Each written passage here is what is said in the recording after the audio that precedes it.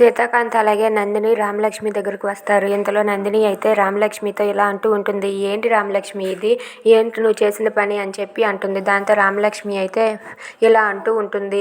ఎవరిని మోసం చేస్తున్నారో, ఎవరిని మోసం చేయాలని చూస్తున్నారో ఎవరికి తెలియకంటుంది. అది తెలిసేంత వరకు వాళ్ళు ఇక్కడ ఉండవలసిందే అని చెప్పి అంటుంది. దాంతో సీతాకాంత్ అయితే నేను ఈ సీఈఓ పదవి నుండి తప్పుకుంటున్నాను, నేను ఇక ఆఫీస్కి రాను అని చెప్పి అంటాడు. అది వినగానే రామలక్ష్మి అయితే అయ్యో సీత సార్ అలా అంటారేంటి, ఆఫీస్కి రాకపోతే ఎలాగా, లాయర్ గారు మీరైనా ఒకసారి సీతా సార్కి ఎక్స్ప్లెయిన్ చేయండి అని చెప్పి అంటుంది. అది వినగానే అక్కడ ఉన్న లాయర్ అయితే అవును, ఒకసారి సీఈఓ పదవిలో దిగాక అందులో మీరు పూర్తిగా పని చేయవలసిందే, పని చేయకపోతే దానికి నష్టపరిహారంగా మీరు చట్ట ప్రకారం 10 కోట్లను కట్టాలి, లేదంటే జైలు శిక్షను అనుభవించాలి అని చెప్పి అంటాడు. అది వినగానే అక్కడ ఉన్న సీతాకాంత్ అయితే ఒక్కసారిగా షాక్ అవుతాడు. ఇక అక్కడ ఉన్న నందిని అయితే ఏంటి రామలక్ష్మి ఇదంతా నువ్వు కావాలనే చేయించావు కదా అని చెప్పి అంటూ ఉంటుంది.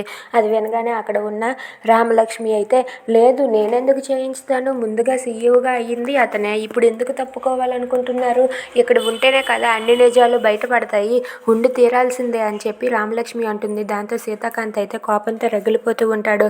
ఇక రామలక్ష్మి అయితే ఇక్కడ ఉంటేనే ఎవరి మీద ఎలాంటి పగలు తీర్చుకుంటున్నారో, ఎవరిని ఏం చేయాలనుకుంటున్నారో తెలుస్తుందని చెప్పి రామలక్ష్మి అంటుంది. Please subscribe our channel.